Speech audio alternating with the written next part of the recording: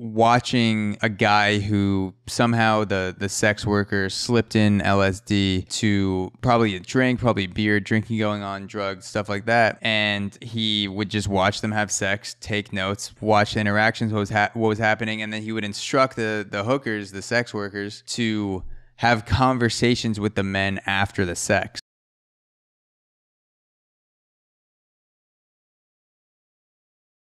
One.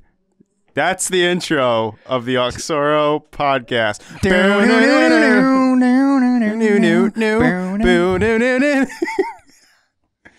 And cut, baby. Ultra. Was that a C? Was that a C note there? C sharp. C sharp. So yeah, should have known that. We're 10 years of band. We're talking about MK Ultra today. Listeners, you might know a little bit about it. And we're gonna dive right into it. And I figured a good place to start would be, I've taken the liberty of dosing my brother Dave with LSD without his knowledge to actually perform an experiment like MK Ultra live on the podcast, because this involved unknowing dosing where this guy we're going to get into, Sidney Gottlieb, would give LSD to people that had no idea that they were on LSD, and they would go crazy and lose their minds and go into mental asylums. And so I decided a good way to start this podcast would be to perform those horrific acts on my brother David. So in about 45 minutes, you are going to feel like you're being certifiably insane. And I consider myself better than Sidney Gottlieb because I'm letting you know, whereas he did not let his victims know in MK Ultra. I appreciate that. Thank you. Yeah, the response I expected was that. Yeah. Well, I guess I only have 45 minutes left of real life until it's over. But thank you for the notification. I don't know if that's better to know. Unless that the LSD is real life and what we're living in right now is the hallucination. Well, that's an argument, right? That what if that it opens up certain thoughts and dimensions, right? When people take it. It could. That's what Sidney Gottlieb was doing to the people he was experimenting on without their knowledge. He was simply trying to introduce them to the otherworldly dimensions and another level of higher being that they had previously not known. And so we're going to get into all that fucked up shit that Sidney Gottlieb did. He didn't try to kill anyone. No. He just made them go insane until they wanted to kill themselves. That's the best way to do it. So before we get into the actual background of MK Ultra, I want to give a shout out to the main sources that I used to research for this podcast the past week. And there are probably about 8 or 10 sources total that I'm going to list in the description of this podcast. You could check it out on Oxoro Premium, where this will be dropping. So thank you for subscribing. The 3 main sources are Time Suck, the podcast called Time Suck by Dan Cummins. Time Suck by Dan Cummins. There's no other meanings there in the Time Suck and Dan Cummins. That's actually the real names. Yeah, it's Dan's coming on Time Suck. No, it's Time Suck by Dan Cummins. Real good podcast. I went through a few of them. MK Ultra was the first one, and highly recommend checking that out for deep dives on different topics. Kind of what we do here, but it's more of a solo vibe with him. And then there was the Stephen Kinzer lecture, Poisoner in Chief, which is also the name of his book. And that was a Watson Institute lecture that I sent you, and I watched that as well, which is fucking wild. And the Parcast Conspiracy Theories on Spotify has a great episode on MK Ultra. So those 3: Time Suck, the Watson Institute lecture, and the Parcast Conspiracy Theories. Nice. Thank you for those sources. And I'm gonna have to sit up like this to mask my double chin, because if I come back a little, let it all out. Let it all out. Well, this is how normally, if I were to just sit on a couch and rest normally, this is what it would be. Well, get comfortable because your world's about to literally be turned upside down. So, whatever chin you would like. So what I wanted to ask you before we start is, what was your preconception when you heard phrases like CIA experiments or LSD experiments, even the phrase MK Ultra? What were your thoughts on it before you watched the lecture that I sent you with Stephen Kinzer? What would you think when people mention LSD experiments, CIA covered up shit like that, like top secret things that involved experimenting on people? Honestly, the furthest I thought that this would go is, well, the first thought I had was the government kind of got involved in getting rid of LSD years ago. So I thought initially when we were going to discuss the topic, it would be about actually like the banning of LSD, but this was actually full on. I thought maybe there was some like scientific trials that went on where, some patients were given maybe a little more than they should have of a drug, or they had some very weird side effects and they wanted to see what would happen. They measured their behavior. But what we're going to talk about, I had no idea that any of this would be either ignored or even allowed. So like I think I texted you before this. I was like very surprised about what I watched. And it's like not even a conspiracy. It's this is like written history. What happened. People talk about it.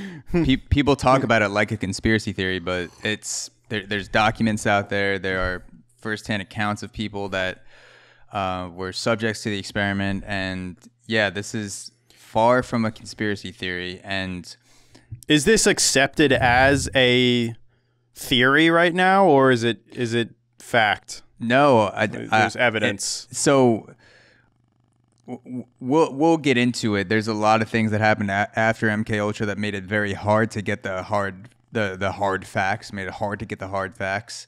Yeah. Because I'm hard right now as I'm saying that. It's the LSD kicking in. It's the. I just went from. Yeah, it's the. Just went from 6 to acid. midnight. Words of Jonah Hill, just went from 6 to midnight, both of us.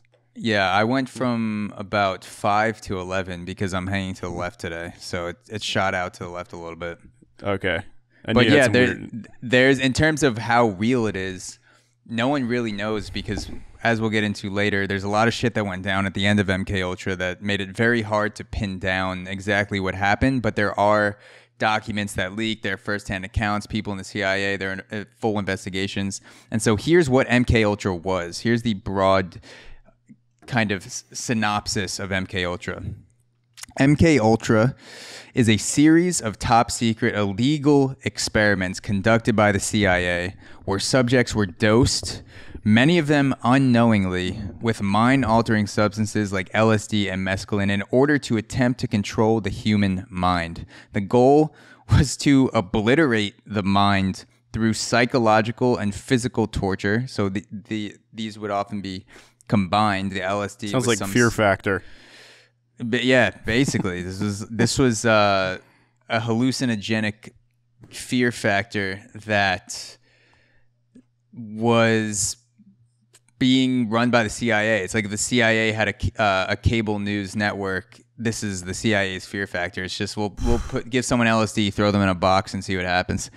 But yeah, the goal was to obliterate the mind through psychological and physical torture, and then to build it back up again. So the idea is, we're trying to figure out a way to shake the mind so much with drugs and with physical torture, and then that will hopefully loosen up the mind to be able to control it, and then build it back up to the way that the CIA wanted it to. And we'll get into why the CIA wanted to do that.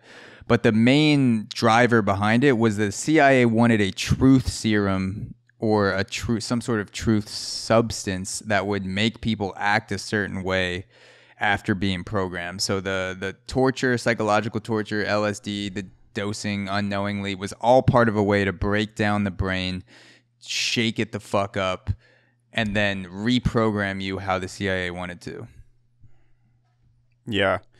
That was a huge red flag immediately when I heard that he wants to clear your brain and then re-upload another like consciousness or control into your brain. It's such a complex, it's the most complex part of your body.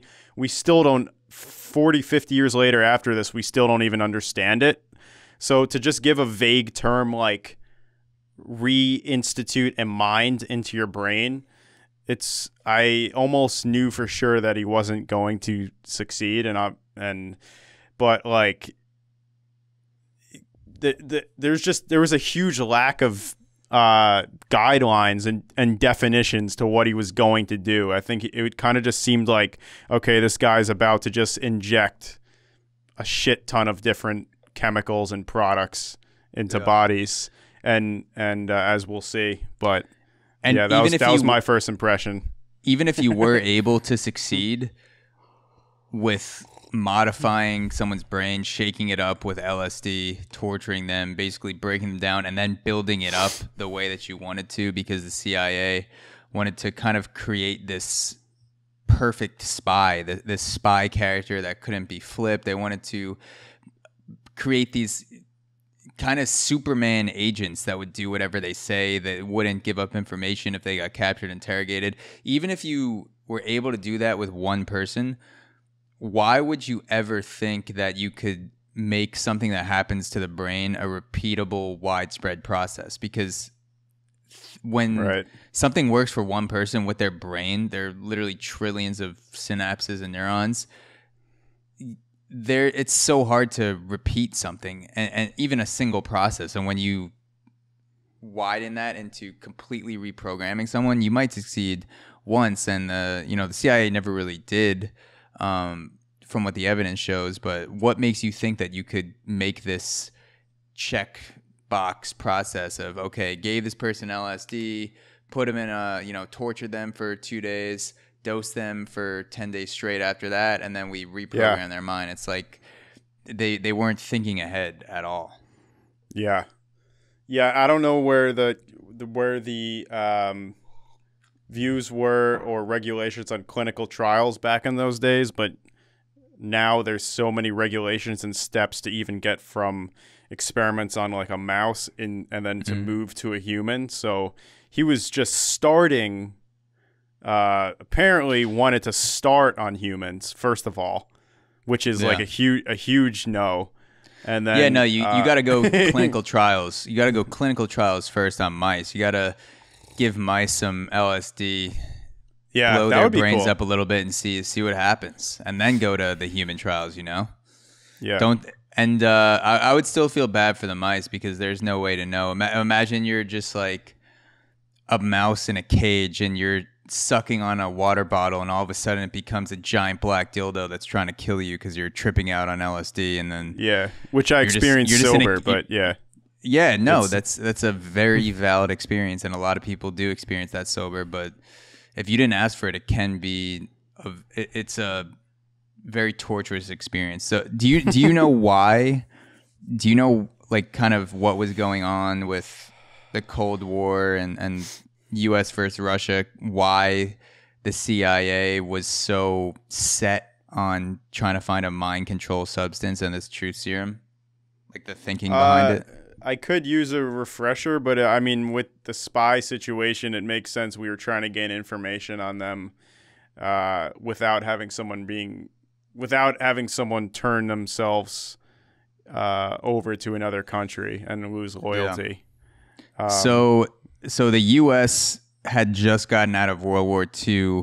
This is 1945, and the CIA forms in 1947, 2 years after that. Okay. There was a nuclear arms race and the space race going on with space race, Cold War with the U.S. and the Soviets.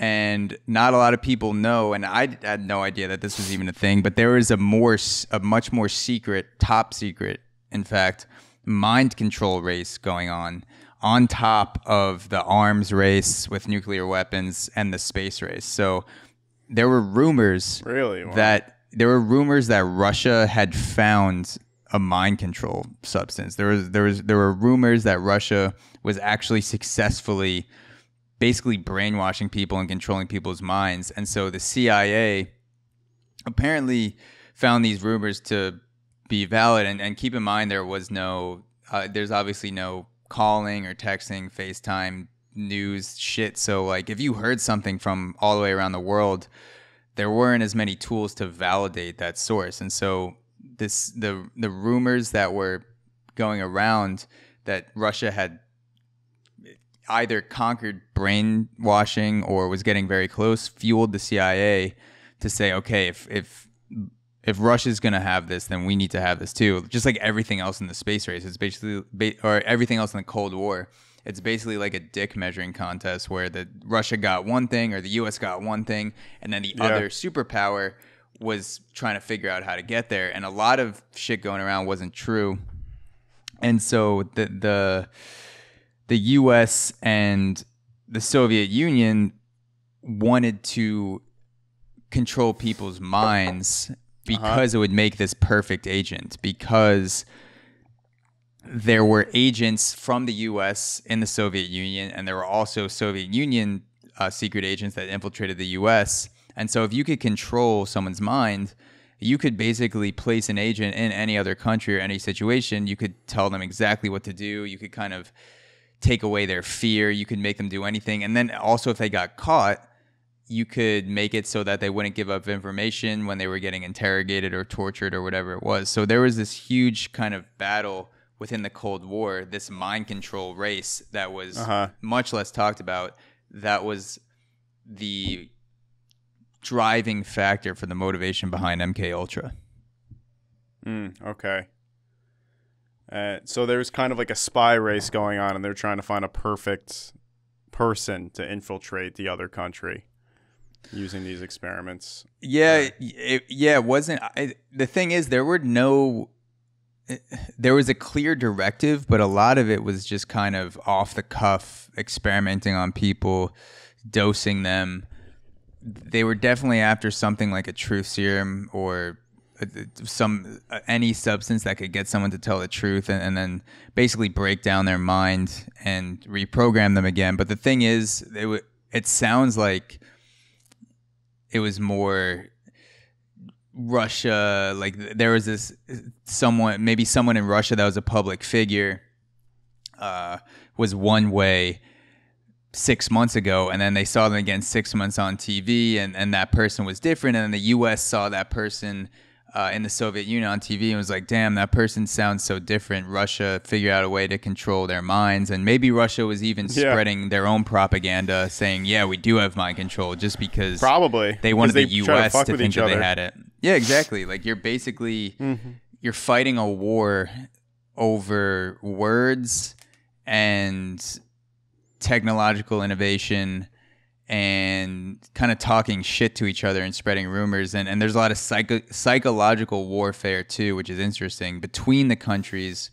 as well as psychological warfare on citizens, unknowing citizens with the experiment. So that was kind of what was going on at the time. There's also the CIA saw themselves as the last line of defense in communism, and people were very afraid of communism at the time. There were people being hunted down in their jobs. Like if you were on an email list that had someone else who had socialist leaning views, you might be fired from your job or questioned because people were so afraid of communism. The Soviet Union was communist. China had just become communist. And so the CIA saw themselves as the last line of defense against communism. And then MK Ultra would have given us a tool to fight back against communism and infiltrate these countries and spread democracy as well.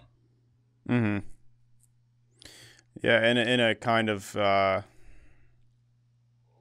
exaggerated fashion, but it's I guess you try in those type of times, you try anything to get an edge. Yeah. So, L. Wilson Green was the director of the Army Chemical Center, and this was a very telling theme of the time. He wrote a memo titled Psychochemical Warfare, a New Concept of War. And he was the director of the Army Chemical Center in charge of operations for any, biological, chemical experimentation. And Yes. psychochemical warfare became this thing. Like, we're going to we're going to use the altering of people's minds, knowing or unknowingly, as a way to fight in war. Mm-hmm. Which is what I'm doing right now for you. Yeah, you've been mind controlling me this entire time. Exactly. I actually have your responses writ out here. These aren't notes for the episode. This is your responses for the full 2 hours. I already have it in place. You See, know what that I'm going to say. That laugh. Right here it says, it's on page 1926, Dave laughs. Yeah. Oh, yeah. Again. Now laughs again. Yeah. LSD must be wearing off. The fart wasn't on there. Yeah. But yeah, it's very interesting. Well, that's a very interesting time because it seemed like it was a war of almost like trying to just show off or try to gain the edge in technology or just prove you're a better country without even attacking each other. So that just shows the power of like fear and jealousy and power over like even using actual weapons. It was all in there. It was all in people's heads during that time. Yeah. Trying to overpower them. So before we get into Sidney Gottlieb, who was the head of operations of MK Ultra, working for the CIA, was the architect for this entire operation. What were your thoughts on the lecture by Stephen Kinzer and learning about some of the things that Gottlieb did? What were some of the things that were popping into your head when you were hearing this stuff? Well, first off, I was happy that he even took the time to get this out to people because it seems like it was a topic that wasn't really understood by the public so much. So this guy took so much time to research into these experiments that were being done. But my impression initially was, you would think like a country like the U.S. is highly regulated with these types of things, but just it doesn't surprise me. I mean, it's the CIA, but it's intertwined in politics, and whenever you have a large group of people, sometimes things just go unnoticed and people turn a blind eye. So it was kind of scary to see how much this guy got. Like, if this guy got away with that much, like how much else is going on in the country and how much else is going on in higher up organizations. He basically just experimented on people without even like a little bit of resistance going his way, or mostly people. The author said, what was the author's name for this? The author of the book Poisoner in Chief, the same guy who gave the lecture, is Stephen Kinzer. Yeah. Kinzer. Yeah, he said that people just kind of ignored it because it benefited them. I guess they didn't want to go against him. Yeah. And just reminded me of the Holocaust. Like that was, I know that's extreme, but it just reminded there were doctors that experimented on people against their will, and that was pretty much being done here. There wasn't much information giving to the patients. So yeah, there was. So Sidney Gottlieb, the head of MK Ultra, he actually was working with Nazi doctors, doctors that worked and experimented on concentration camp prisoners, and also Japanese doctors who were experimenting on North Korea refugees and just. They said that was even worse, by the way. North Korean treatment, it was even worse than the Holocaust. I didn't even know that. Yeah, but, so he was using the knowledge of psychological torture and psychochemical warfare that the Nazi doctors had built from experimenting on people in concentration camps during World War II, and he was reaching out to them and actually working with them, and went over to Germany and conducted experiments on people. Yeah, that's kind of insane. So let's get into who Stephen Gottlieb actually was and became. So he was the head of MK Ultra, the whole operation. He was designing the mind control program. And Stephen Kinzer, poisoner in chief, writes about Sidney Gottlieb. He says, quote, "I discovered the most powerful unknown man of the 20th century." And this guy started as someone who you would never think that would do an operation like this with taking advantage of a lot of people who can't defend themselves, like homeless people, mental patients. Stephen Gottlieb started out like he was a hippie. He lived in an eco house, which was very rare for the time. He studied Buddhism. He was very mindful. He practiced meditation. He was doing a lot of these things that are seen as self-care today, but early on. This is back in the 1950s. Yeah. And he was also a chemist. And the reason why the CIA hired him is because the CIA was making no progress on their previous mind control operations. There's an operation before MK Ultra called Project Bluebird. And the CIA hired Sidney Gottlieb because the previous experiments came up shit before that. And so Alan Dulles, the director of CIA, reached out to Gottlieb. Gottlieb started working for the CIA as a chemist, and then the MK Ultra program came along, and Alan Dulles, who was the deputy director of the CIA at the time when Gottlieb was hired, and then became director of the CIA, so top dog of the CIA, he basically made sure that Gottlieb had all the resources and the money that he needed to experiment on people. He made sure he had houses set up, and then he made sure that MK Ultra stayed quiet, which is part of the reason why it was allowed to go on so long, is because Alan Dulles was working with Gottlieb to, keep the cap on it and make sure details didn't come out. So that's kind of a background on Gottlieb. Started out as a hippie, was also a chemist, got hired by the CIA, and then shit got wild. Yeah, it's when he started talking about his early life habits, I was like, you know what, I could probably get along with this guy. Like I would light up some candles and do a meditation in the woods. I would try that out. It's still pretty weird, but I would try it.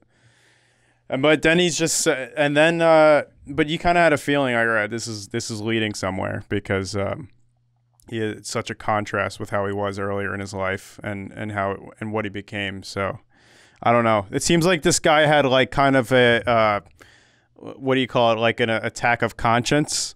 Cause he had, there was like, as we'll hear, there's like certain positives about his life where he like wants to benefit people, but also did some really evil shit. So it's like, he's trying to like balance it out in his brain. Like if I do a little bit of this, but then like I'm good this much, like then it'll be okay.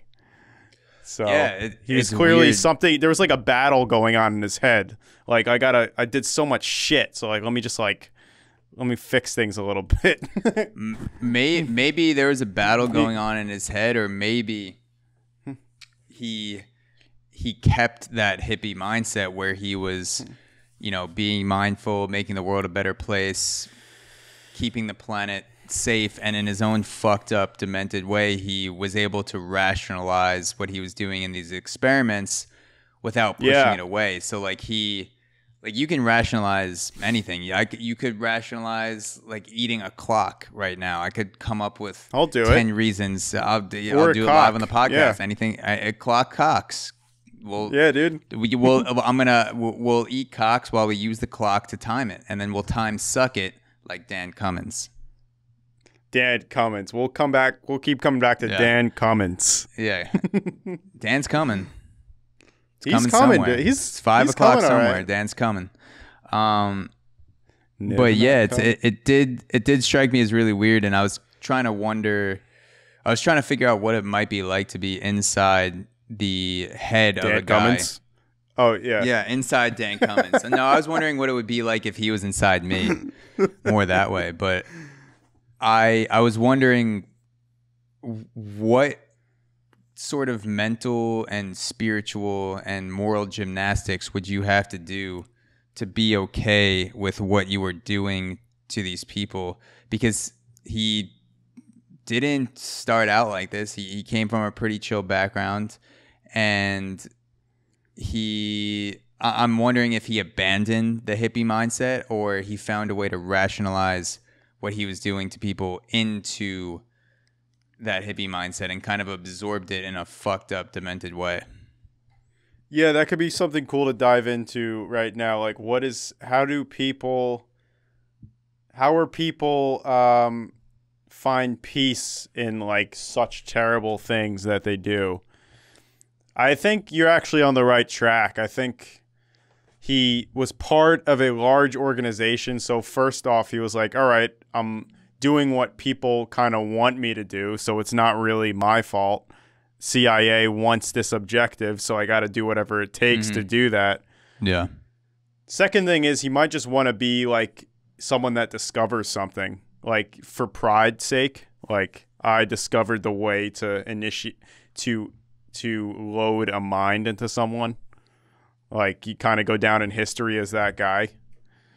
But also, I think you were right in that if he was kind of that guy when he was younger, it's kind of like a serial killer. Like, they do it, and then when you ask them about it, they're like, I don't really feel anything. I'm kind of just doing this. This is like, they might have different brain chemistry than this guy, but like, there's the reasons that people could just keep, like, most people, if they do something, like some of the like deaths that we're going to describe, they would probably feel extremely guilty and I don't know, like find a way to apologize to the family, or maybe even just feel so guilty they'll just like hide from life or something. But like he was able to just keep going. It's kind of inhuman, like, or it seems inhuman to most people.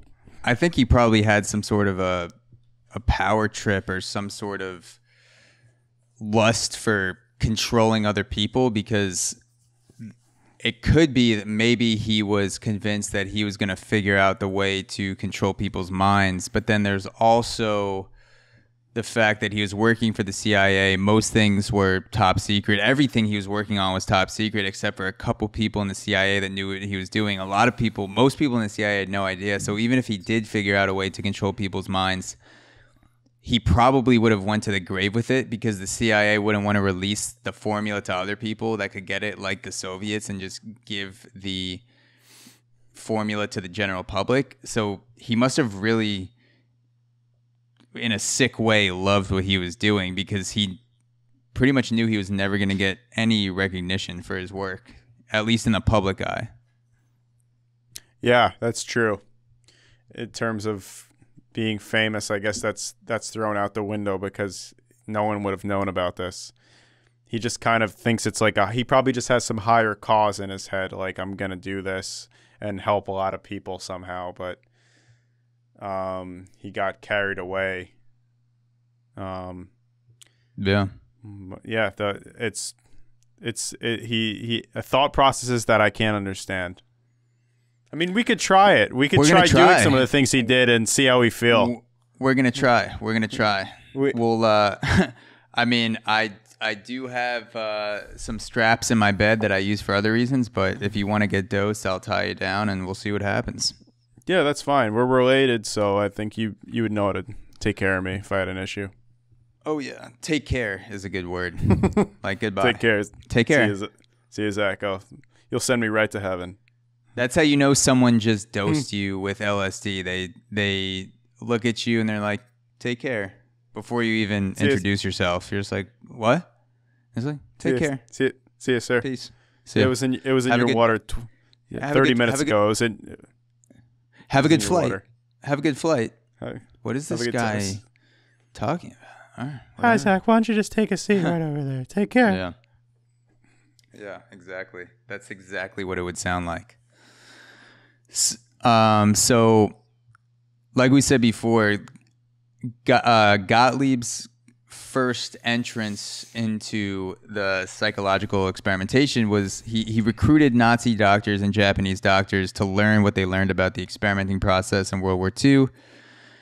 And Gottlieb went to Germany and he actually experimented on people and tortured people and dosed them with drugs, psychedelics, LSD, mescaline down the road from concentration camps not long after World War II ended. So he actually was going to Germany and going into these houses that were part of the neighborhood. And supposedly some people in the communities knew what they were doing. And if you ask people in the communities years later, they would say that they buried bodies in the forest. And it's not confirmed, but yeah, they said there was like some sort of torture house going on. Yeah, there was a torture house down the street from the concentration Jesus camps. Christ. I mean, this is kind of like an extension of what they were doing in the camps. It seems like.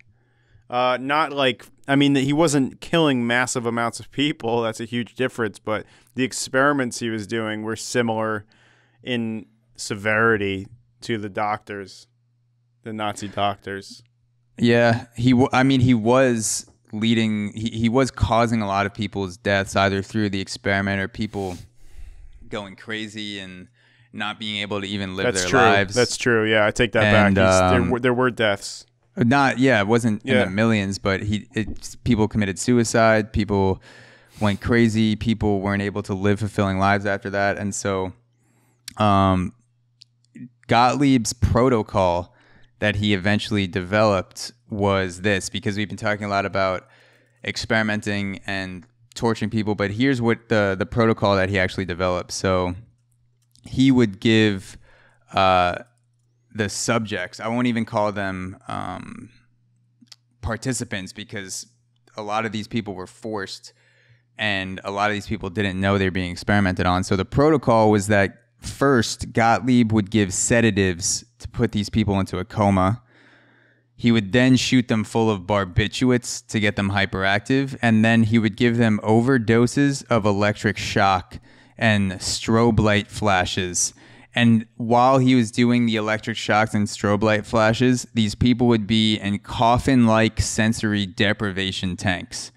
So imagine you're in a sensory deprivation tank, but there's a top over you and you feel like you're in a coffin, and then there's a strobe light flashing in the coffin, and then you're getting shocked like the shit out of you. Overdoses on electric shock. This was all approved by the CIA, U.S. government, and that was kind of the first protocol that Gottlieb ever developed.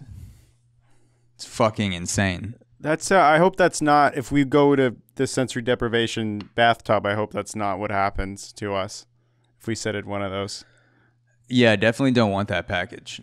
Yeah, maybe one level below. But yeah, that's insane. I remember the guy saying, yeah, imagine that you're lined up for like a nice spa day with your friends, and then all of a sudden you have leads on your head or something.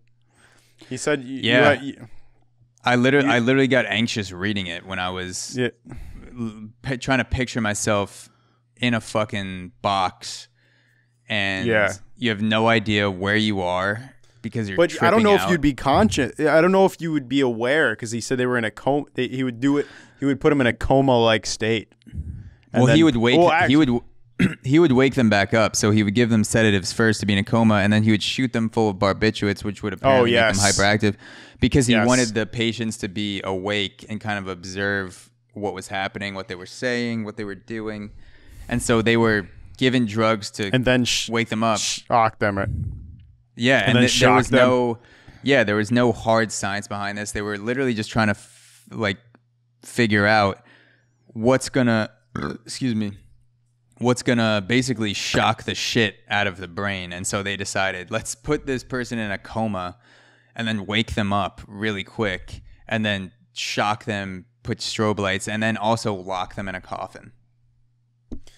Oh, Jesus Christ. Yeah, I remember reading that. Like, that's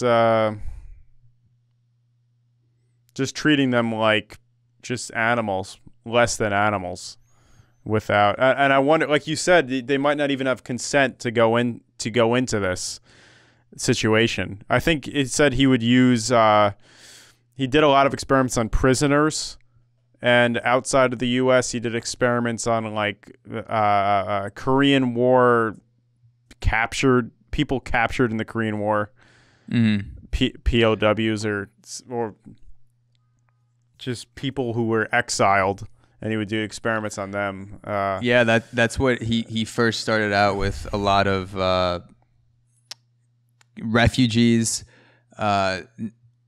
Korean War captives, and also agents that were from enemy countries. This is who he was doing it to at first, and then we'll talk about what he would do when he finally moved on to the general population, which is, I would argue, even more fucked up.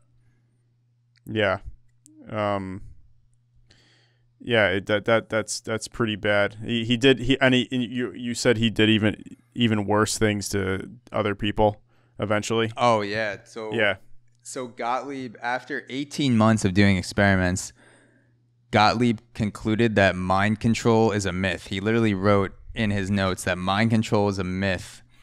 But Gottlieb was also fascinated by LSD. He took it over 200 times himself. And he also persuaded the U.S. government. This is fucking insane. He persuaded the U.S. government and thereby the CIA, who's part of the U.S. government, he persuaded them to buy the world's supply of LSD, the entire world's supply of LSD, which back in the 50s is like $240,000. I remember reading that. That's insane. Yeah. So he convinced the government to buy the world supply of $240,000, and he knew mind control was a myth. He knew these things weren't working, but the CIA was kind of hell-bent on keeping this operation going. And so it sounds like Gottlieb was kind of like, well, if they're giving me money and they're giving me drugs and they're giving me resources and people to run the experiment, then I'm just going to keep going and see what happens. Yeah. It's insane.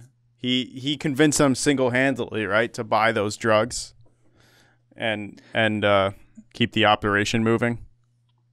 Yeah, I don't know exactly who was pushing for the LSD. I know that Gottlieb took it over 200 times, which is a lot of fucking times to take LSD, but I don't know exactly who was pushing for it, whether the CIA was saying, hey, here, take this, like, we want you to keep running the experiments, or Gottlieb was begging them to do it. I imagine it was probably a combination of both, where maybe the CIA brought it up, Gottlieb knew a lot about it, and then they worked together, and Gottlieb continued the experiment, even though after the 18th month mark, he literally wrote, mind control is a myth.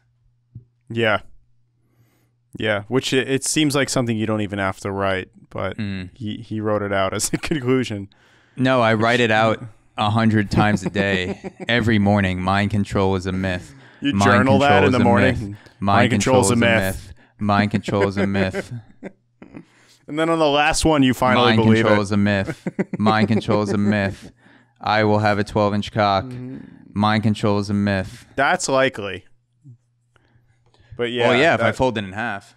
If you fold it in 3 times. Yeah, that's what I was going to say. Yeah. You didn't let me finish. But she will.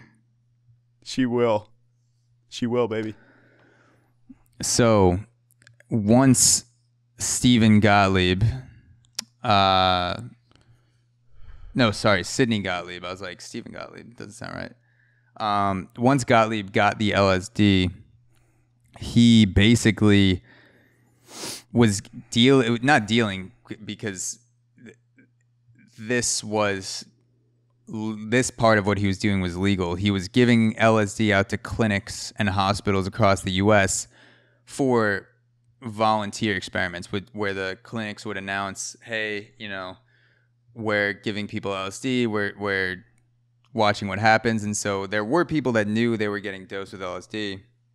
And then at the same time, Gottlieb was also dosing people unknowingly. He was dosing prisoners, mental patients, homeless people, CIA agents, and junkies. And so he had this whole operation going where he would pay these clinics with CIA money and pay these hospitals to run these trials with LSD, and then without anyone knowing besides a few people in the CIA, he was also setting up these sort of safe house situations with wires and microphones and cameras and watching people through one-way mirrors and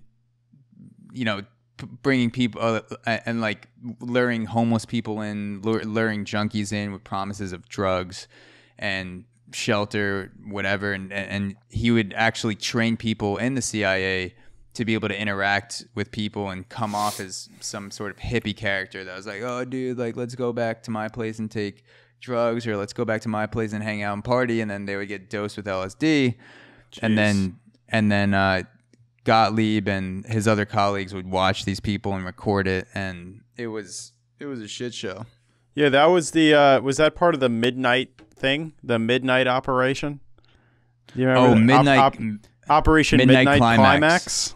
No, Operation Midnight Climax. Yes. Is that? Do you want to get into that now? I feel like this would be a good time to get into it. No, it reminded me of it. Maybe, yeah, we could. I thought that was what you were mentioning, but if you want to, if you want. So let's. I have a couple things I wanted to hit on before Operation Midnight Climax. Yes, which is Zach's alter ego name, by the way. But yeah, there's a few things we have to mention. That was how I spent my Tuesday nights in college by myself. It was Operation Midnight Climax. I would have a timer on my phone. Climax. I would have to start I would have to start with my right hand right at 11:58 in order to fulfill the operation. Yes, and then switch immediately to your left hand at the last second. 100%. So there was one experiment in the prisons. This is fucking insane. This is probably the experiment that Gottlieb ran that I would want to be part of the least that I read about. Yeah, so, I was going to ask you what your favorite one is that he did, but yeah, let's get into this one. Yeah, this is my favorite one. I feel like that guy interviewing Will Ferrell when he said, "What's your favorite disability?" What's your favorite Sidney Gottlieb experiment, dude? Torture experiment. Yeah. Well, I'll tell you right now. So yeah, I mean this is definitely up there. So Sidney Gottlieb set up an experiment at a U.S. prison in Lexington, Kentucky, where he put 7 black inmates in a cell and fed them triple doses of LSD every day for 77 days straight. And he literally wrote that he destroyed their minds. Unsurprisingly, like if you were to tell me, hey, what do you think's gonna happen if I give triple doses of LSD to someone in a cell for 77 days straight, I'd be like, they're probably gonna pass away after the 4th day. Yeah, I think they're still tripping actually to this day. They might be. They're probably long dead now, but their minds are still in the trip. That would be the worst situation ever. That you were tripping so bad that you killed yourself, but you're even killing yourself wouldn't stop the trip. Your afterlife is just tripping. It's just a continuation of the trip. That's just no break at all from the drug. Triple doses of LSD. And in fact, like he might be because it lasts in your system, he might even, I don't know actually the half-life of LSD, but it could just be getting more and more until it like completely saturates their blood to like the highest effective dose in their blood. I don't know what the I would like to know what the concentration it was in their body by like the 77th day. But that's probably triple what it was supposed to be. Yeah. Yeah. But yeah, so I don't think these 7 inmates knew exactly what they were getting. There were situations where prisoners were given LSD in exchange for less time on their sentence, so they did know. But in this case, I believe these prisoners didn't know. So there were 7 guys.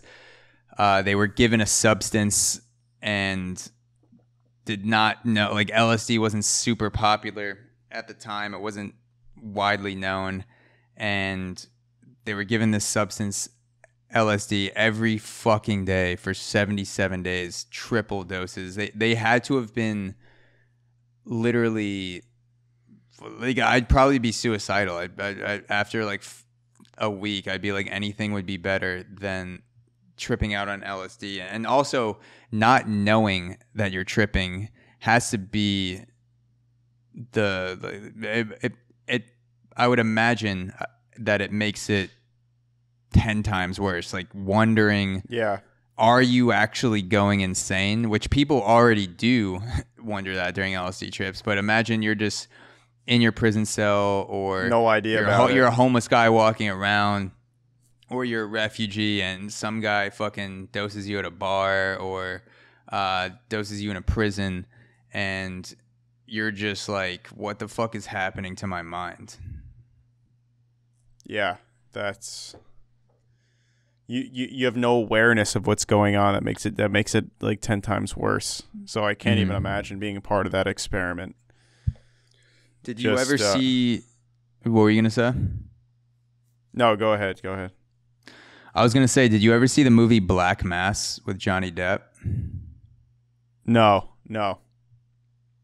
So Johnny Depp plays this character, Whitey Bulger, and he's not a character. He was someone that existed in real life. Whitey Bulger was a Boston gangster, played by Johnny Depp in Black Mass. And Whitey Bulger was actually part of the LSD experiments in prison. He took LSD in exchange for a lighter sentence, and he was afraid to tell anyone about his LSD experiences for a really long time because he was afraid of being labeled insane.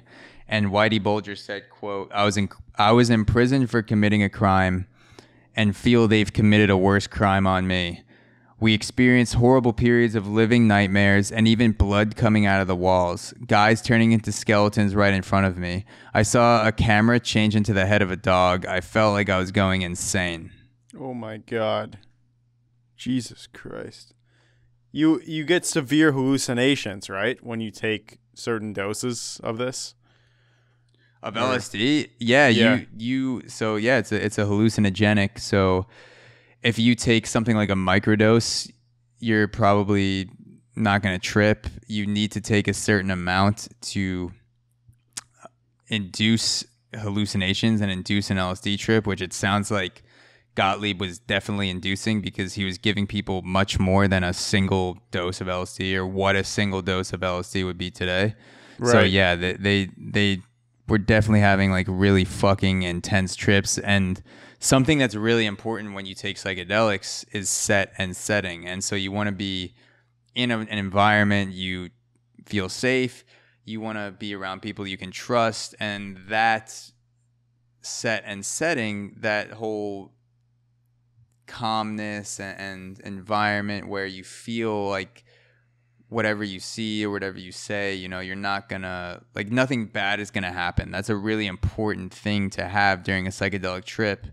And these guys were in the complete opposite of that. They were in prison.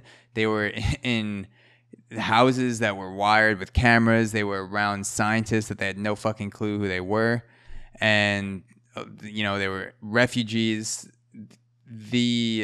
I can't imagine what it would be like to be given such high doses of a psychedelic and basically be like, this is not where I want to be right now. Being in prison sucks, and now I feel like I'm losing my mind. Mm-hmm. Yeah, that's a big component of it, right? The way in which you take it, where you are, like what your mindset is going into it. So that's kind of like a hell being part of that experiment. Yeah. Can you keep the people going while I take a piss? Can you keep them entertained with your thoughts on Sidney Gottlieb? I was just gonna ask you. I have to pee too. God damn it! All right, yeah, go. Yo, let me go first, and then I'll keep them entertained with you. All right. Woo. Sidney Gottlieb. Oh. All right. Well, Zach Grosswald's taking a pee right now. Taking out his pee. Gonna take a pee in the bathroom. And honestly, it's a good thing he's gone, because things just go better when I'm the only host. And we're gonna try to keep it that way as long as we can. Hopefully, till the end of this podcast, we'll do that. Let's just hope Zach Roosevelt doesn't return. Does not return. Sidney Gottlieb.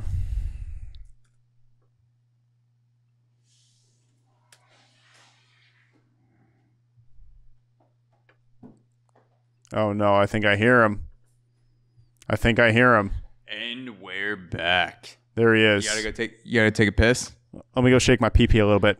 Did you dose my coffee while I was gone? I did, dude. And he's gone. Oh, there he is. So yeah, this might be the wildest bonus episode on Auxoro Premium that I've researched so far. Hearing about, and we're going to get into Operation Midnight Climax, which is basically exactly what it sounds like if you combine it with LSD. We'll get into Frank Olson, the CIA chemist who was basically Jeffrey Epstein. He was basically the OG Epstein with what happened to him. And we'll get into the whole aftermath of, what the fuck happened to Sidney Gottlieb? How was he allowed to do this so long? How did things end up? How could this have gone on so long? And is this happening right now? What does this mean for the future? If the CIA was doing this 50 years ago, what the fuck are they doing right now? And what else has the CIA done that just hasn't leaked yet? Because we're lucky that there were still some documents left and still experiences that people were willing to share that led to the uncovering of MK Ultra, and that uncovering eventually led to a public discourse. But what were the other MK Ultras that were going on in the CIA that no one has known about and no one ever will know about? Some scary shit.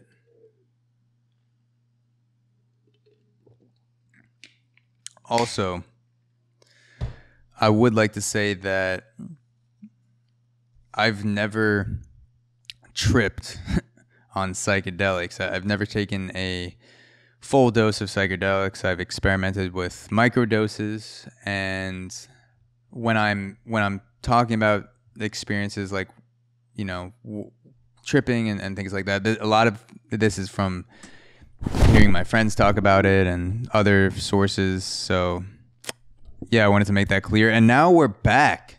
Yeah, dude. David's eyes are wide. You just do a couple lines, bad boy? I did a lot of lines. I did some LSD as well. Oh, perfect. You did a line of LSD. That's what you want. Baby. I'm excited, man. We're going to get into some real crazy shit that he did. Yeah. Dude, so what were you going to say? I was going to say, could you just step away from the chair and let me finish this podcast? Can you suck my cock while I use a clock to time it? Yeah, I will, and I'll bring Dan Cummings. That's a perfect transition to Midnight Climax. Yeah, that's perfect. We're going to talk about Midnight Climax project right now. Yeah. Which was some crazy shit. Crazy. Operation Midnight Climax is basically the combination of LSD, hookers, sex, blow, throwing it all together into one thing. So Sidney Gottlieb had the goal with MK Ultra. He was experimenting on all these people with psychedelics, LSD specifically, and he had the thought one day, what would happen if I combined guys getting their dick sucked and penetration sex in a brothel with sex workers, and then I threw some LSD into there. And so basically, Sidney Gottlieb hired sex workers to lure men back to these safe houses. And I say safe houses, but they looked like kind of normal, like what you would imagine bringing a sex worker back to. It's like a brothel. It was made to look like a brothel, but it was actually room. Exactly, yeah, in and out all the time. Sex, hookers, blow. it's just the way of life. And so Sidney Gottlieb had 2 of these houses set up, one in New York City in Greenwich Village, actually, and then another one in San Francisco. And so these houses were wired with cameras, microphones, and Gottlieb would pay these hookers to lure men back to these houses, dose them with LSD, and have sex with them. So this is Operation Midnight Climax is literally watching guys climax while they're on LSD and see what happens. And one of the main guys who did this, George H. White, who was an agent in the CIA that was working with Gottlieb, he was in the New York and San Francisco house. Yeah. George H. White would sit on toilets sipping margaritas. This is literally what it would say in the notes. He would sit on toilets and sip margaritas behind a one-way mirror watching the sex. So he could see them, they couldn't see him. And while he was taking notes. So imagine a guy with a pitcher full of margarita and had a notepad in the other hand, maybe a recorder, and watching a guy who somehow the sex worker slipped in LSD to probably a drink, probably beer, drinking going on, drugs, stuff like that. And he would just watch them have sex, take notes, watch the interactions, what was happening, and then he would instruct the hookers, the sex workers, to have conversations with the men after the sex. So while they were still on LSD, because he wanted to see what sort of an effect would sex and LSD have on people sharing secrets. He would have the hookers say, like, try to get the men to divulge things, and these could have been tell me when you cheated. Tell me, where's Rachel? Tell me now. Where is she? Where's Rachel? Where is she? Oh, it's pretty good. It's like if Batman got the tracheotomy operation because he was smoking. Where's Rachel? Where's Rachel? Where's Rachel? But yeah, Operation Midnight Climax is exactly how it sounds. What were you thinking when you were hearing about this or reading about this? However you did it. I was just trying to. I took some.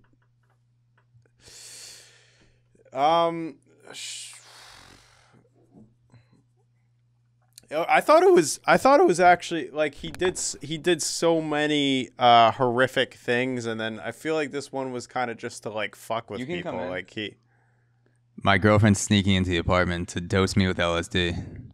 Julie. Can she hear me? Am I on speaker? She can't hear you, but I'll tell her everything you said in great detail. Good. So what were you? I was asking you about your thoughts on Operation Midnight Climax. So I feel like he just like most of the things were so fucked up that he did, and then he just I thought he just like threw this one in to just fuck with people because this was like an experiment. He was trying to like work on mind control, like give them serious drugs to see if they could open up. And then all of a sudden he wanted to learn about the effects of LSD plus sex, which is not a bad idea. I think you're hallucinating and kind of entering into a different state while you're doing a very adrenaline-filled act. Maybe there would be an effect, but yeah. I mean, it's a pretty. I don't know what you're trying to find though. I've heard people say, "Oh, you got to try having sex on so and so drug," but I mean, who knows what the fuck you'll find? But I mean, if you believe that LSD is the truth serum, which Gottlieb was very passionate about the way that he was experimenting with LSD, so I'm assuming he thought the truth serum was somehow connected to it, or was LSD itself at some point. Yes. It makes sense that you would combine sex with it too, because sex is a powerful thing. Guys will say anything. A lot of guys will say anything to have sex, to get laid, and there's also chemicals flowing through your body just from the sex, where you get endorphins, you get dopamine, and after sex you feel kind of chill and open up, and maybe you're talkative, and the combination of the sex chemical cocktail with the the LSD chemical cocktail, I could see that. Like if I was in Sidney Gottlieb's position and I had a board with all of the possible experiments that I could run, where I was like, what happens if I give these guys Captain Crunch and LSD? What happens if I give these guys sex and LSD? What happens if I, spank them like a little girl while they sing the Pledge of Allegiance and give them LSD? I like that one. That's Operation Colin Kaepernick, where he has them get on their knees during the Pledge of Allegiance, and he doses them with LSD and spanks them. Spanks them in the and ass. says, "How dare you take a knee? How dare you take a knee?" Yeah. It's actually a Nike commercial. That ends up being. Yeah, so. No, that was it. I was actually watching the commercial. That's how I was. I know so much detail about it. Yeah, exactly. But yeah, Operation right, Climax. Though. It's a. There is some. Oh, my Siri just came up. Fuck you, Siri, you piece of shit. I'm sorry. How dare you? Fuck you, Siri. Yeah. That's an interesting one. It sounds. I mean, it sounds like a porno. Let's be honest. What would be? He could have got some good data from it. If you were sitting on a toilet, taking notes through a one-way mirror on guys having sex with hookers who were dosing them with LSD, what would be your drink of choice? Last night? So if you were to relive last night, you were watching guys have sex, they're tripping out, you could see them, they couldn't see you. What would be your drink of choice? Because I don't think mine would be a margarita. Was he sipping on margaritas? He was, yeah. He literally, it was in the notes for Operation Midnight Climax that he would sit on a toilet drinking margaritas. And, kudos to him. If you're doing fucked up stuff, you want to get fucked up and make yourself okay with it. So, gotta choose, just like you choose your poison, you gotta choose your cocktail. Probably something strong enough to make me want to join in on the sexual act. So like a triple vodka soda. You give them triple doses of LSD, and you give yourself triple vodka sodas. Yep, and then an espresso martini to keep me up all night. Yeah, that's how that's how I black out every night, because I don't really. I'm like, yeah. I'm like, how am I getting so just fucked every night of the year you're blacking out? Yeah, 77 days in a row, just like those 7 guys in prison. I'm like, how am I blacking out? And then I remember, how many days do you think you could black out in a row without dying? Nights? 8,000. 8,000. That's like. That's longer than I have left. That's like 25 years. Yeah. Yeah, I would black out every night, and then I would think, how did I get here? How did I get so fucked up? I wake up the next morning in a ditch with a bloody nose and 2 hookers, and I realized I dosed myself. Zorro shirt next to you. Yeah, I realized I was dosing myself. I realized I was dosing myself with triple vodka sodas, and I was my own Sidney Gottlieb. I was my own alcoholic Sidney Gottlieb, because I would experiment on myself and dose myself and see what happens. And so, speaking of crazy drug, while we're speaking of all these different experiments, I was going to ask you: is there any torture experiment, anything you've ever heard of that is most mind-blowing to you or interesting to you? It could be from like Roman times or like anything you've heard of in history to torture someone. So most interesting, what I would most not want to do, what I would, if I had to pick a torture, what I would do. Just shocking. Like you can't believe it had been done to someone. I mean, when I think of torture, what comes to mind is people getting their hands tied to one horse and their legs to the other. And the guy just spanks both horses, and they run in opposite directions and just fucking rip you to shreds. You have to yell freedom before they do that, though. Freedom! Freedom! I did that audio for Braveheart. that's a little like like Hispanic R roll right there. Freedom. Free. Yeah, that sounds terrible. That but I mean, sounds pretty bad. Getting dosed with LSD in a coffin sensory deprivation chamber while you're getting shocks to the face would, I think, be way worse than the horse being ripped apart. Like when I was reading about MK Ultra, I literally couldn't believe that. I mean, I won't say literally won't believe, because I know some other things that the CIA has done and all the shit that's come out in past 10, 20 years about various operations that they've been involved in. So I could believe it, but I didn't think it could get to that point, because it's right.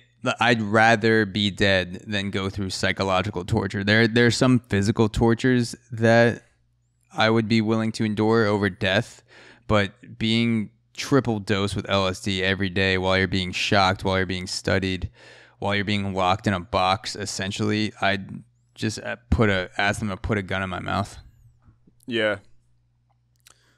Yeah, that's what I said when someone said I had to listen to the Xoro podcast daily for the rest of my life. I was like, dude, just shock my. Just take the gun. Just take the gun.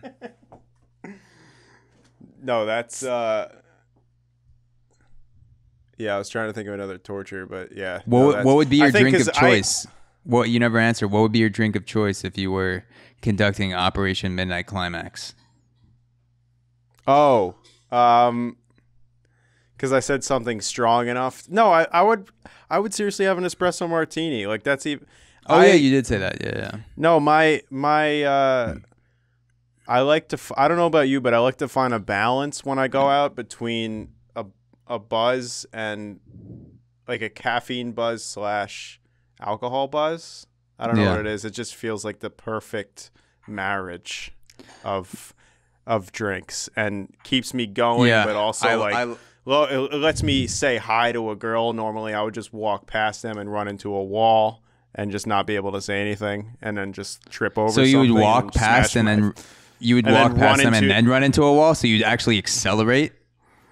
Yeah, I would freak out, not say hi, and then just sprint into the wall. That's interesting that once you were in the clear from embarrassment, once you walk past them, then you would continue to accelerate into the wall. I would. It would be like the Harry Potter wall, 9 3/4. I like it. But it wouldn't work. I like it. It's like, here I am. Take it or leave it. That's true. I also you told me yours, marriage. Right? Yeah. I also like the marriage metaphor that you're drinking an espresso martini to marry the ups of the caffeine and the downs of the alcohol. So this marriage is coming together while people's brains are being ripped apart on LSD. I love that imagery of having the two side by side. I'm feeling good. Other people are tripping their ass off. Yeah. So there's a quote from George White, who was, again, he was the guy working for Gottlieb who was running these New York and San Francisco safe houses where Operation Midnight Climax was taking place. And George White says, "Where else could an American boy lie, cheat, steal, rape, and pillage with the sanction and blessing of all the highest?" And he was talking about being part of the CIA. So he was like, "God damn, like I couldn't imagine being part of any other organization because I like to lie, cheat, steal, rape, and pillage. Lie, cheat, steal, rape, and pillage. And the CIA all day. CIA is my cup of tea. My cup of tea. Or espresso martini. My cup of tea and espresso martini." Yeah. Did you hear about Frank Olson at all in Operation MK Ultra? Do you know the deal? Yeah, I would love to talk Olson? about that. That's so apparently Frank Olson was was also an operative taking part in these heinous experiments, but he had a so-called attack of conscience where when he came back home, he just felt guilty about what was going on, and basically he quit the CIA, and everything was okay at that point. He just quit. They thought they would be able to keep continuing their experiments and whatever they were doing. But then he wanted to approach a journalist and tell them about what was going on. And from my understanding, all of a sudden, within that time period, he supposedly was jumped out of a 13th story in a building and killed himself. But it was such a coincidence that people think that obviously he was killed. And upon autopsy, with this Frank Olson figure, they found like a blow to the head, apparently. So it seems like he was struck before he fell out of the window. So, this seems like a classic cover-up. No, you summed it up really well. He there's a lot of evidence that points to the fact that he was Epsteined. Essentially, he was Epstein himself. Yeah, he was the OG Jeffrey Epstein. About like not what he was. I mean, he was also doing fucked up shit, not the same type of shit as Jeffrey Epstein, but he was, quote unquote, committed suicide. When a lot of evidence points to what do you him think being happened killed there? I mean, so when you take everything into account, I mean, he was expressing doubt about MK Ultra to the CIA. There were rumors that he was going to seek out a journalist, and then there was also, I don't know if you read this, but around the same time when Olson was questioning all the fucked up experiments part of MK Ultra, Gottlieb invited Olson to a retreat in Maryland.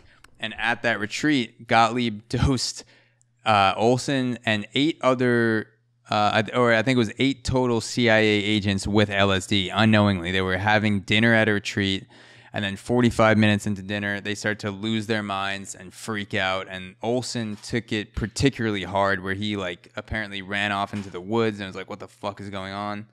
Yeah, and so Olson eventually got through it, but then he came home to his wife and said, I think I want to quit my job. I want to quit the CIA. Apparently toughed it out.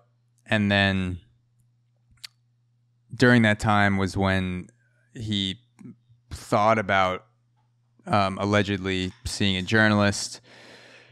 And then 2 weeks later, soon after the retreat, he goes out and commits suicide, quote unquote suicide, by jumping out a 14th story hotel window. He was the OG. Yeah, that's what you said, right? The OG Epstein. Yeah. So here's why I think it's pretty clear that he killed him. Or here's why I think it's pretty clear that Olson was killed. And you already said some of this. So first off, Olson hung his socks up to dry before he went out the window. If you're going to kill yourself, would you ever hang your socks up to dry? Would you ever do laundry before you killed yourself? It depends. If that's what's left of my inheritance, yes. I would want my family to sell them off. Otherwise, like if you want to pass down the socks to your family. But yeah, otherwise, and it depends if they're Calvin Klein, French Connection, things like that. That's true. But you can't rag and bone. That's true. Before I jump out, if I jumped out my 9th story window in Brooklyn, I would definitely hang up my Calvin Klein socks, my Theory pants, and my rag and bone jeans. Anything rag and bone, I would make sure air dried, and so whoever got it after me could then wear them without wrinkles. And I would be thinking all of this as I was plummeting to the bottom. I think you would take your best clothes and bring it with you on the way out the window, so that like all of them. I'd be wearing all of my rag and bone clothes, like 14 t-shirts, 17 pairs of jeans, and then it backfires to where the clothes. What the fuck is going on with this guy? Yeah, it backfires to where the clothes provide enough of a cushion where I don't die, but I'm just on life support. So now I'm just connected to machines on rag and bone for the next 30 years. Wait, guys, Zach wants to say something. He's speaking in the bed. Don't kill me, David. Don't give David my pants. Beep. Dead. That's pretty much how it would go. So Olson hung his socks up to dry before he went out the window. He had a bruise on his forehead, like you said, in the autopsy. Also, here's the biggest thing. Gottlieb wrote an 8-page assassination manual on how to kill people if they become a problem. And the way he said to do this in his 8-page manual is to stun people with head trauma and then make sure they fall from a great height. So literally the head I of saw the, that too. so literally fucked. the head of the it's like if you Can you be worse at covering up a kill? It's just obvious. It's like if you were expressing concerns about leaving your job and you were then found sawed in half in your apartment, and then your boss released an 8-page manifesto on how to kill your employees, and it was by sawing people in half in their apartment, and then the police were like, I wonder if it was his boss. Yeah. I don't see any motive here. Yeah, no, I mean, I think he's just passionate about sawing people in half, but there's absolutely no connection to this murder. Yeah, we're going to close In this fact, one. I think he actually sawed himself in half. That's what I think. I think he was screaming in rag and bone jeans as he was sawing himself in half. Yeah, I think he had enough energy, even when he was halfway through his torso, to keep going to the other end and kill himself. Yeah, so if I were to put my life savings on whether Gottlieb either killed, I don't think Gottlieb killed Frank Olson, but I definitely think he directed people to kill Olson. He might have been dead before he even went out the window, and then they chucked him out. And also, forensics were terrible back in whenever this happened, like the 60s or 70s.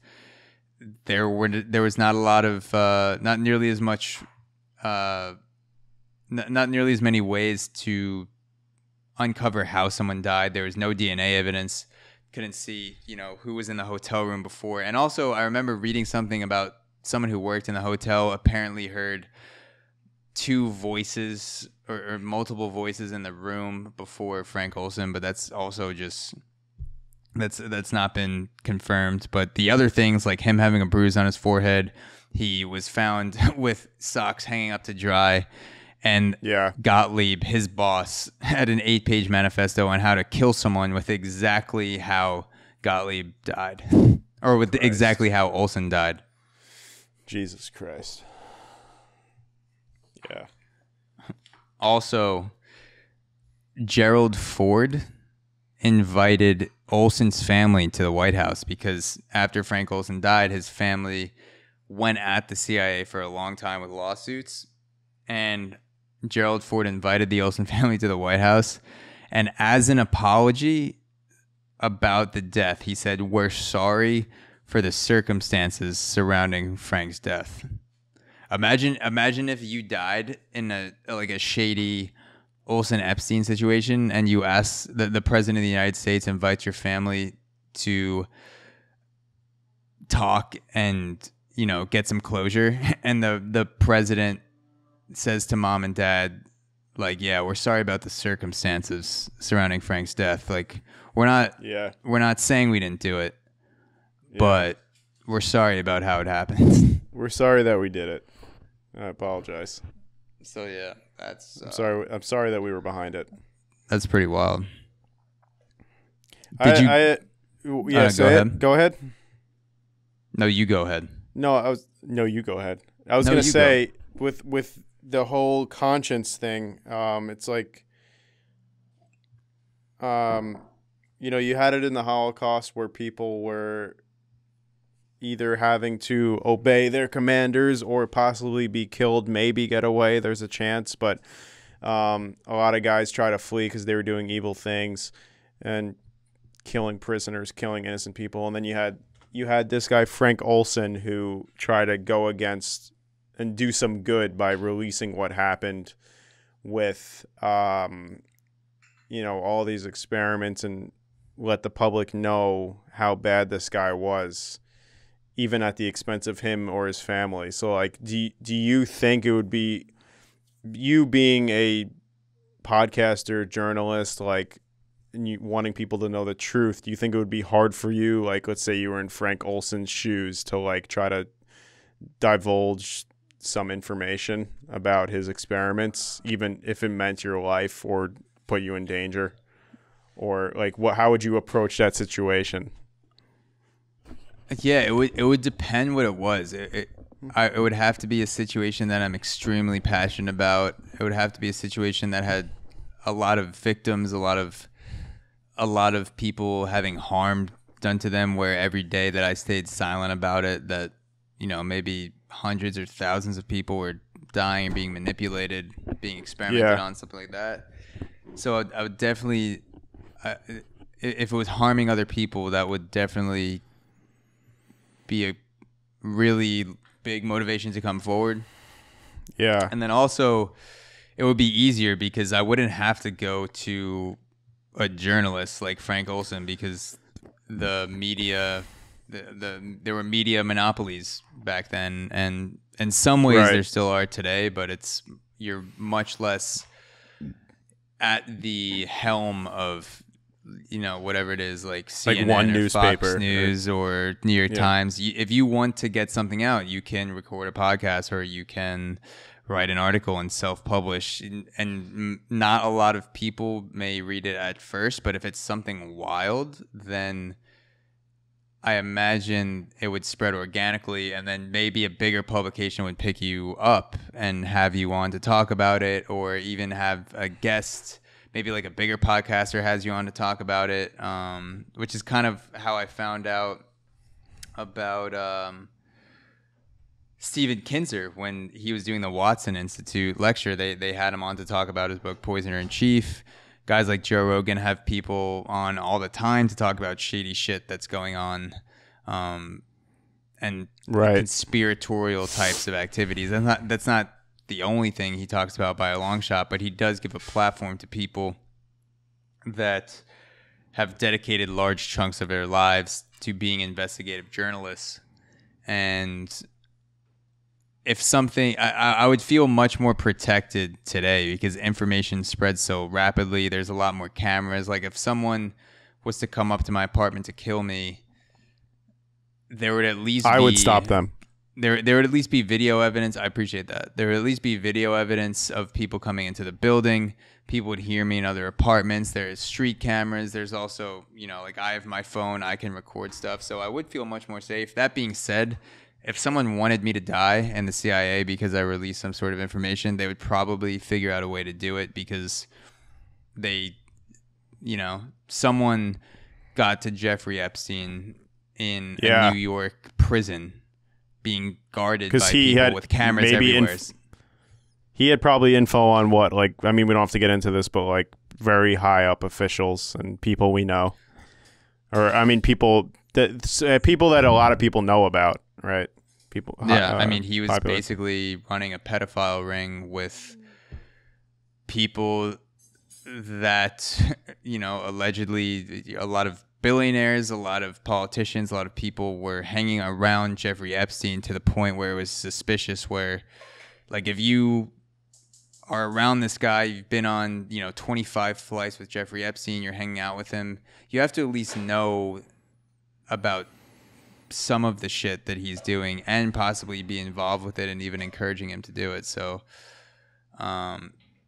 yeah, that's a whole nother fucked up situation, which we should definitely do a podcast on. We should actually. That's a good, Epstein would be a wild one.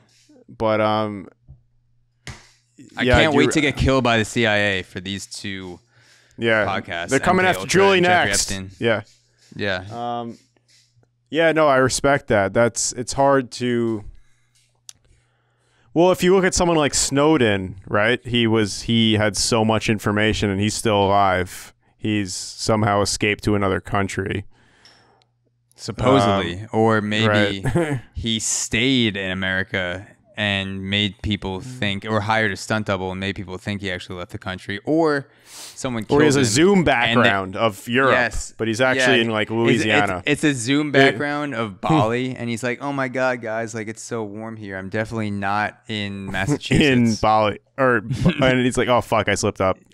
Yeah. Yeah, and then I'm his definitely mom not like in walks Boston into right the, now. and then his mom walks into the background and distorts the beach Give some image. town bagel. Yeah. Fuck, ma. Yeah.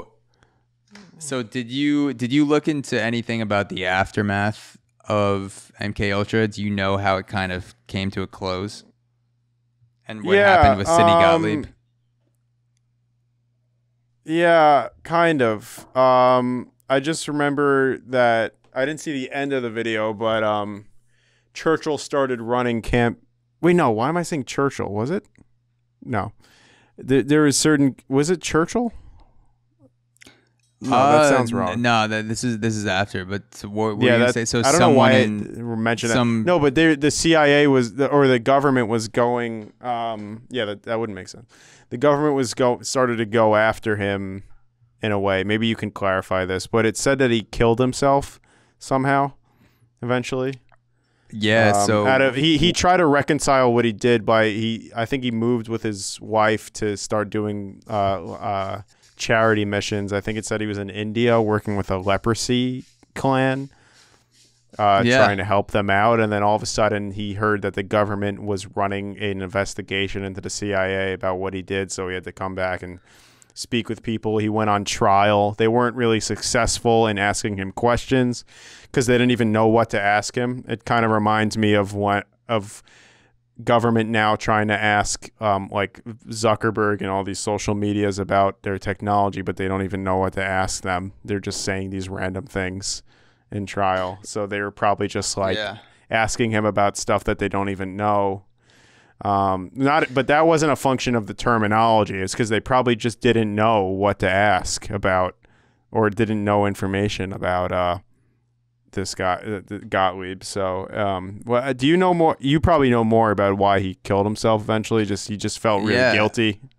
Or I mean, you got a lot of it. So after MK Ultra came to a close, so Alan Dulles, the director of the CIA, left, and apparently the new director of the CIA was not giving Sidney Gottlieb the protection that he needed in order to carry out MK Ultra and the resources. So that program kind of came to a close, and they just fucking like torched all the documents. They got rid of everything. So that's why there's a lot of things about MK Ultra that we'll never know. And there were things that came out later, like expense reports that were in warehouses, and also firsthand accounts from people who were actually experimented on, which we'll get into.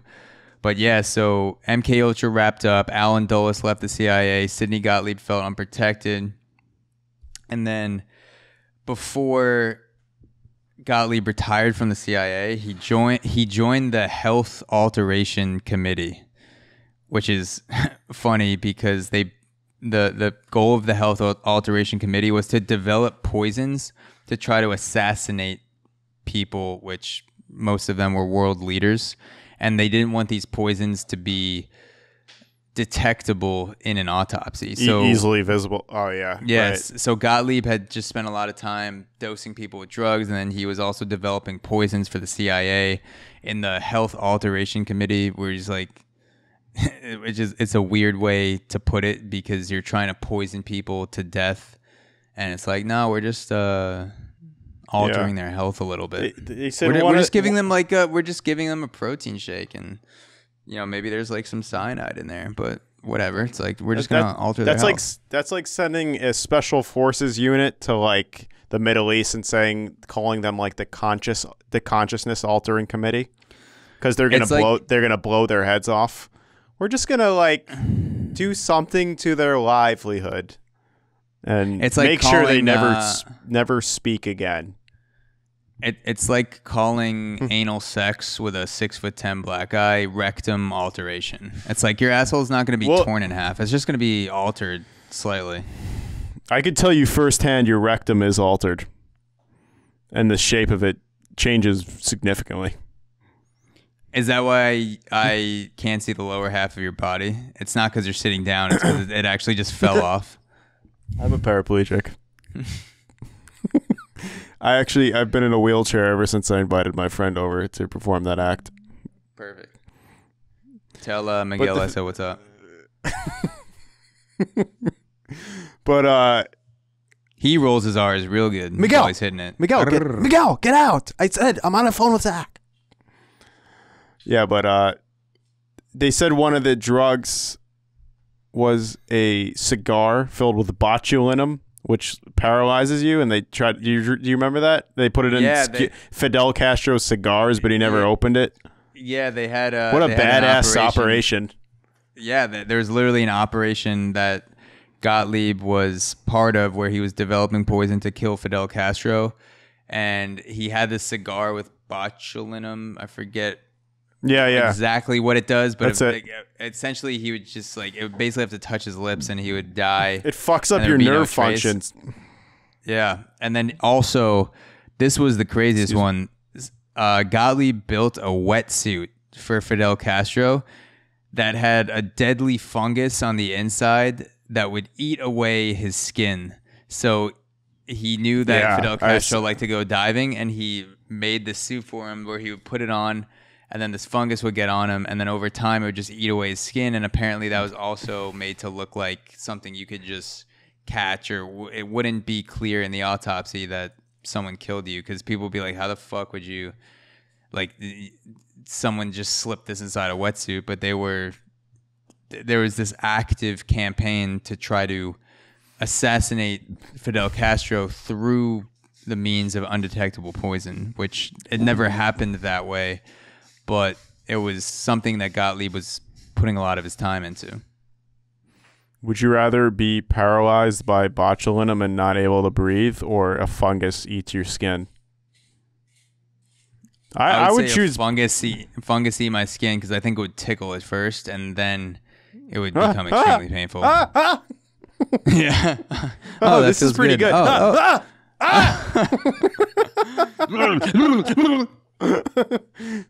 Zach's kind of. Why is he laughing so much? Yeah, that's how the fungus works. It makes you uncontrollably laugh. So you still have the wetsuit on, so no one knows anything's wrong. And then they unzip the wetsuit, and your body is just like a skeleton.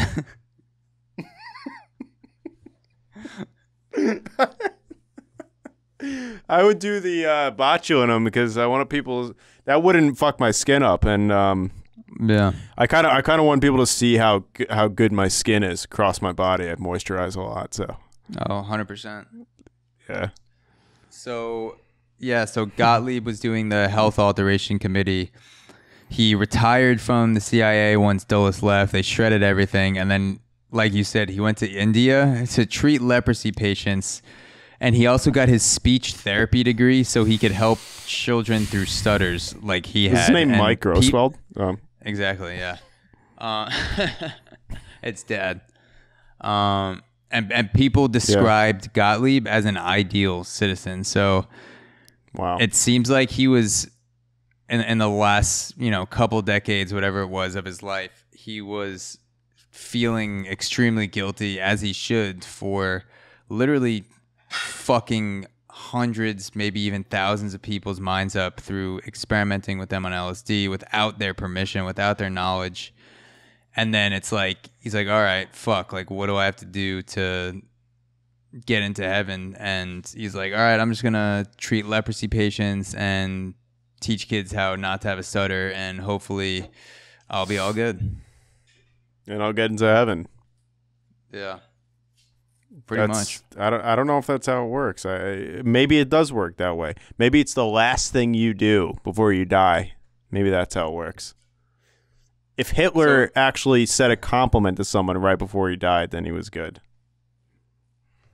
And he didn't even do that. He was just like, he couldn't just say nice dress to one girl. He was just like, Hail Hitler. And then he just died. Kill himself. Night. But yeah. So this is actually kind of crazy. What happened? So Gottlieb was over in India, And then info about Gottlieb's experiments were getting out. Like I said, there were other expense reports that weren't destroyed.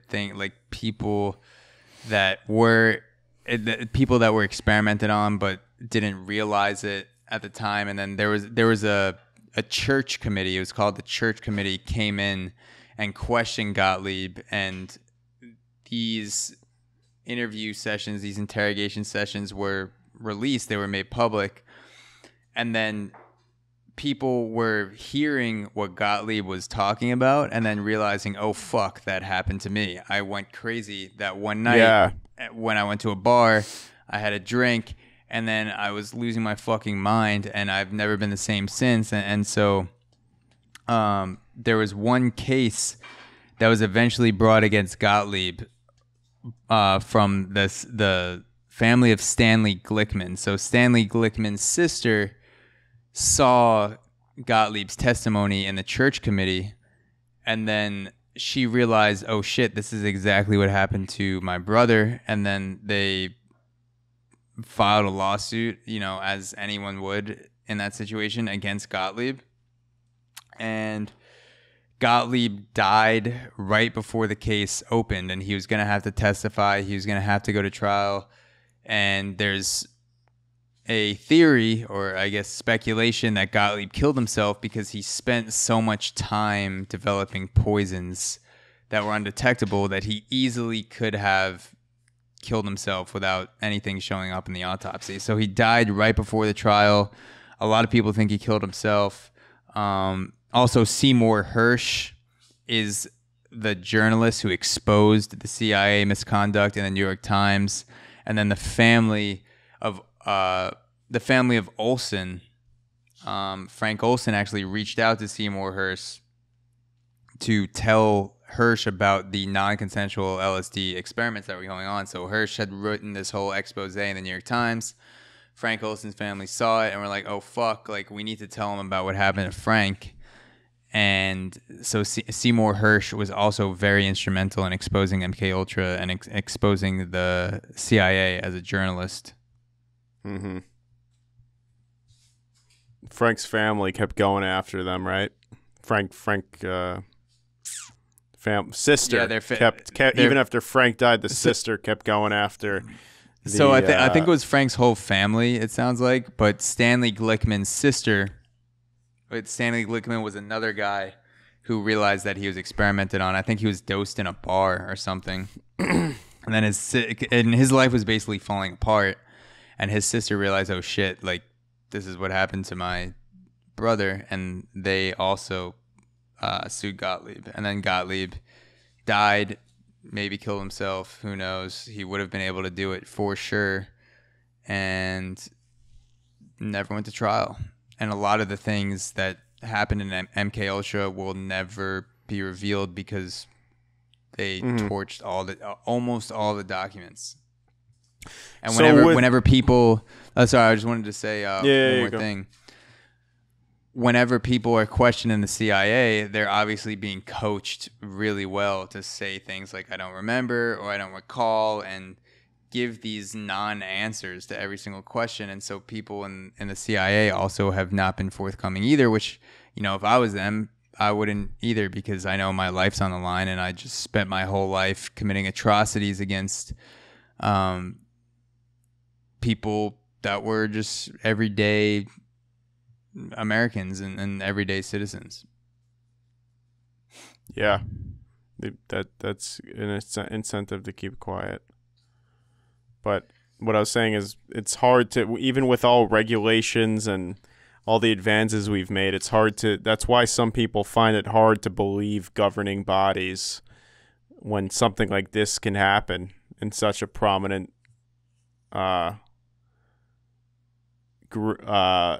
in such a prominent group that's CIA is supposed to be investigating world crime and world issues, but all this shit happened. So that's why it's hard for people to trust, things without questioning them. This is a pure example of that. Why people question things. So Yes, Stephen Kinzer had a great quote in his lecture. He said, this is about Gottlieb. He said he was a strange contradiction of contradictory archetypes. He was a creator and a destroyer, an outlaw who served to power, and he was a gentle-hearted torturer. And it is strange because he was this kind of hippie guy that turned into, what was there's another thing that Kinzer said about him. I'm trying to find it. Kinzer said, "I discovered the most powerful unknown man of the 20th century." So he went from being he went from being a hippie to changing the course of history undercover, under the protection of the CIA, with millions of dollars in resources, houses, employees, all this top secret. No one really knew about it. And he went from this hippie to this guy who was just like ruthlessly torturing people psychologically, physically, like the worst type of tortures imaginable, where you're giving people insanely bad trips, and that would be bad enough, and then you're adding in physical torture on top of it, like shocking the shit out of them and putting them in confined spaces. And a lot of these people had no idea they were even being dosed, which, like, how do you become somebody like that? Someone that's like such a... I'm even looking him up now. His face is like...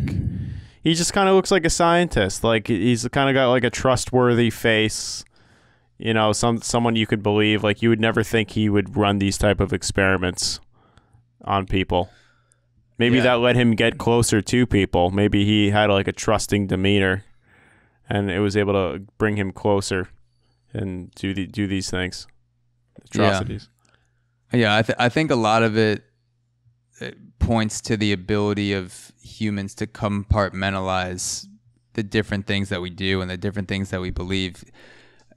Sometimes like a crime will happen and it gets publicized, and people will say things like, "Oh, he would never do that. He's such a stand-up citizen," or "He's not the type of guy or girl that would commit a crime like that." But if you look at someone like Sidney Gottlieb, who was literally treating kids with leprosy in India, and he was teaching kids how to read, no one in India would have said, "This is the guy that in the CIA that was experimenting with innocent people, right, torturing them." And so people have a hard time accepting nuance, that you could do good things. I'm sure he was doing good things and actually treating people with leprosy. I don't know. Maybe he was dosing them too and dosing the kids. He was like, "Read this," and then giving them LSD before. So they'd be like, "I can't see any of this." Yeah. It's, but yeah, it's like just because someone does some good things doesn't mean they're not also capable of doing horrific evil acts. You can be a human being who does both, and rarely, I would argue that it's impossible not to. The same people who have been the most evil people throughout history have also done some good acts. And if you would ask some people at the time, they'd probably be like, "Yeah, he's like a good guy. He's a normal dude," and then ends up, maybe he's a serial killer that killed 65 people. So it points to the ability of humans to turn off and turn on different parts of themselves and function in the world with contradictory belief systems and carry them out and be okay with it and live in a manner that person becomes okay with and justifies, with all that shit bouncing around their head, doing, going out to lunch with his grandma one day and then that night, chaining someone in a lab and giving them LSD. Like, you can be someone who is both. That's what I think a lot of people don't understand, and what I'm understanding more and more as I do research on people like Sidney Gottlieb. Yeah, the dichotomy of normal person and an evil person. And just, look at Ted Bundy. He was like a normal, calm, charming guy, but once he got into the house where he was committing the crime, just became a monster. Started chopping them up and killing them. What was he, a chef? He was he made sushi, actually. So Yeah. if you ate at any sushi restaurant in Florida during his era, you might have eaten parts of someone. So That's that old California Achilles roll. California Achilles roll, that's what it was. Yeah. California Achilles roll, baby. California, not just the California roll, the Achilles roll. So here's a good question to end off, because we've been going for a while, I know what and it's been a good podcast. I know what it's going to be. What's your favorite color? Are you Sidney Gottlieb? Oh, what's your favorite color? I think it's. We could go on an hour black. about that. Yeah. I would say this is a good question that I thought we could end up on, is if this was happening under the approval of the CIA and the United States government, and possibly all the way up top to the president. Yeah. If this was happening 50 years ago with the approval of the U.S. government, what do you think is happening today that we don't know about? What's the MK Ultra of 2021? Whoo. I think there's some plans attached to space exploration that we don't know about, actually. I think there's reasons. Maybe there's if we're just talking about are we just talking about any possibility that could be happening right now? Or something that has to do with drugs and it could be anything. Psychology. Any covert operation from an agency, whether it's the CIA or someone else, that's kind of this grand scale thing for a defined purpose. So with MK Ultra, it was to find a truth serum and to break down people's minds and build it back up again. So you think with space exploration, I'm actually gonna go. Well, I might actually. Well, first of all, I think I would stick with. I'm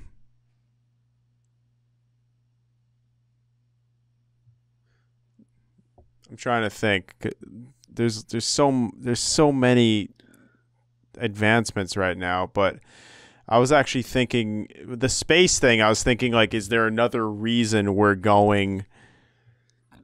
I mean, I know we want to go to Mars to explore it and see if we could set up a habitat there, but is there an underlying motive of why we're going there to get are there certain cohorts of people? I might sound crazy right now, but we're trying to think up scenarios. Are there certain cohorts of people that want to get off Earth and get onto Mars and somehow survive something that's going to happen to Earth? Do they know something we don't know? Yeah. Or who's going to be able to get there? I mean, that would be that's something to think about, because the companies that are providing space flights are going to have control over who gets out if something does happen. So maybe I could see maybe the government discovered some sort of resource that we want on Mars, and that's all of a sudden why we've been so driven to get to other planets, because something wild is whatever, the key to life, or another some never-ending battery. I don't know what the fuck, but some ulterior motive to get to space and further space travel that no one knows about. I could see that being tied in. Yeah. And then the other thing I was thinking is there's huge advancements now in genetics. There's a lot of bioethical arguments going on, but countries could, CRISPR, right? That's a genetic, that's a DNA altering enzyme. Yeah, gene editing. And so are there things we're working on now that could be used as biological warfare, or to alter, genomes in people in ways that would be beneficial or not beneficial?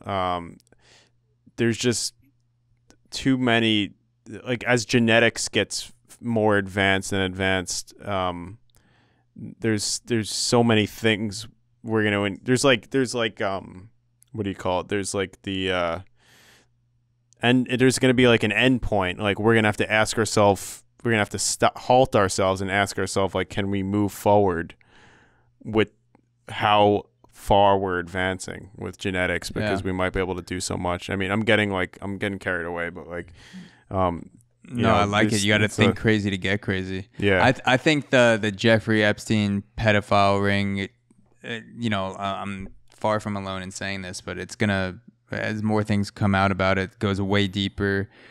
Some very powerful people that we never would have guessed may be connected to it. And I think that could kind of become this like the MK Ultra of this decade, which is that the United States government was working with people like Jeffrey Epstein to lure powerful people in, have sex with minors, and then film it, tape it, which we did in MK Ultra. We were wiring houses. Why not do that on Epstein's Island? And then when that powerful person, once you get footage of that person having sex with someone who's a minor, or even a kid, then you basically have them do whatever you want. You can control that person. It's like mind control. MK Ultra was mind control, and Epstein is like soul control. Like if you have someone on camera committing a horrific act to a child, you own them for the rest of their life. Mm-hmm. Yeah, that's true. That's true. It's footage. It's blackmail. It's total control. It's soul control. It's mind control. It's wallet control. Like literally, there's nothing you wouldn't do to not have footage of you leaked having sex with a child. Like I can't think of anything else that would be worse to be known for. And there's a lot of information that we don't know about Epstein and the whole operation, but I hope that more things come out about it, because it's really weird how it went through the news cycle and now no one's talking about it. And it's like this guy committed suicide in New York State prison where all the cameras went off, and he has neck injuries that are not consistent with suicide. And, billionaires and ex-presidents are on flights with this dude, and it's like it's too big not to ignore. And it seems like there's connections with powerful people, because the way the media ignores it is the way that someone ignores things. Yeah, I know. Where did all the cases away. Where did the trials go? Like, where did the investigation? Yeah. It kind of seems like nothing's come out recently about it. So is it being buried right now? What's going on? I don't know. That's why we're grateful for your support, for you guys listening to this on Auxora Premium. You are funding the discovery of the MK Ultra of 2021. We don't know exactly what it is yet. Up. But as podcasters who have zero experience in biology and science, in anything that you would need to confirm a ring like MK Ultra and Jeffrey Epstein, but we're two guys, three guys with Matt. I'm sorry. I'm sorry. I have no. You're speaking to a doctor here, okay? Oh, that's true. Yeah, you did do that fake course in science once at Tufts, right? I did one course. I'm joking. I'm talking about myself. It's called fourth grade biology. You have a background in science. I have a background in sci-fi. Accounting. Sci-fi. I imagine what the science would be if I knew what I was talking about. It's sci-fi. But Zach does so much. But on a serious note, he does so much research that on a topic, it's as if he has the background. Because I'm gonna back Jeffrey Epstein. I'm gonna back the Epstein situation into a corner with my research and this podcast. So we're gonna do it. I believe it. And thanks, guys, for listening. Thank you, babies. Woo! We're out. All right.